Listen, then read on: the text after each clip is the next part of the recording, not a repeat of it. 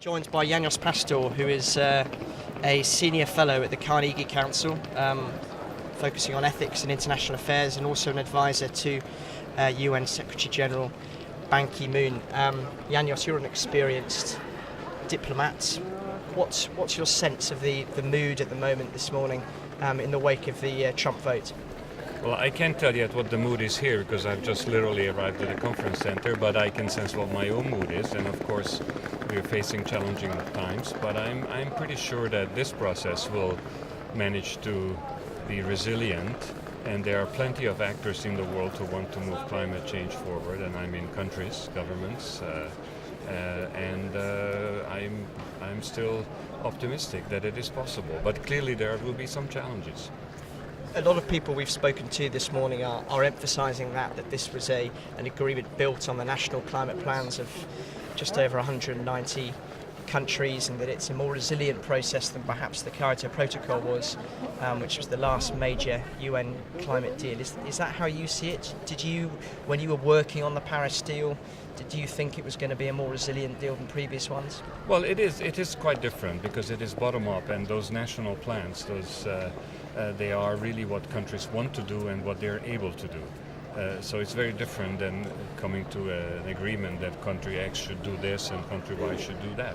So in that sense it's true, and it by definition gives it a little more resilience, because if countries want to do it, if they're convinced that this is something that is good for them, then they will continue to do that. Now, if there will be some countries who will not follow up on what they have promised to do, then we'll see what happens in terms of the process. But there is no sanctions, clearly, so there is nothing like that. But it will be known when countries deliver. It will be known when countries deliver much more than what they said they would, and I hope there'll be many of those. We need that because the situation is urgent. And there will be some who will not deliver, and then they will just have to say why in front of the international community.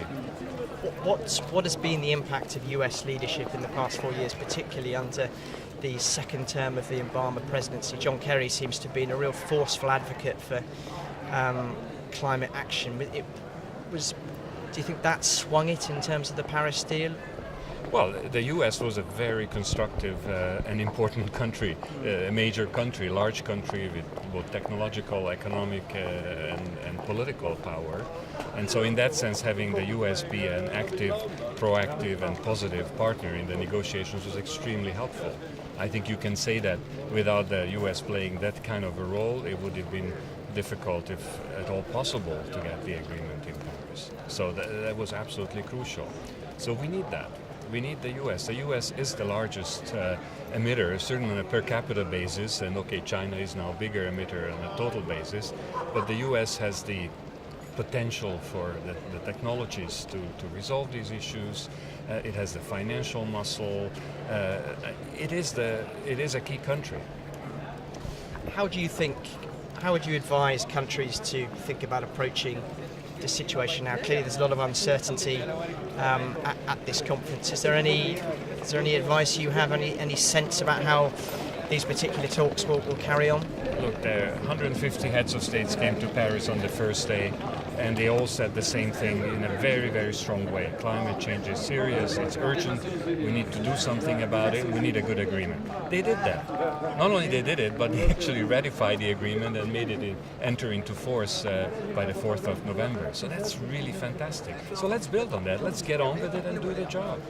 Final question to you. In terms of the message that this vote and the Brexit vote in the UK, where I'm from, earlier this year is sending out, there seems to be a message from some people. They're tired of traditional governance structures, maybe tired of this ever-growing multilateralism. Is that how you read it? Do you think there needs to be a new approach to how countries work together towards how globalization perhaps is being addressed?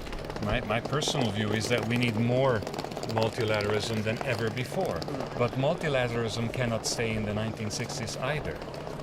The world is evolving, the relationship between countries are evolving, and the multilateral approach also needs to evolve. So maybe there is a message there about certain things that are happening in the world, about globalization, about how people feel about this globalization, but that we need it more than ever before, because money travels across boundaries, pollution and environmental impacts cross national boundaries, people also cross national boundaries. And who is going to deal with all this? It has to be the nations working together, more than ever before. And just on the last time this kind of happened, that was The Hague, I think in 2000 when George W. Bush was elected. Do you see any similarities between this situation and that one, or has the world moved on? Well, it's different. The context is different, and here we don't know yet what the Trump administration's actual climate policies will be. We've heard a lot of campaign rhetoric on all sides. But now we'll have a Trump administration and they will have a policy, and we'll find out later. We won't know that. I don't think we will know that here during this conference. Thank you very much.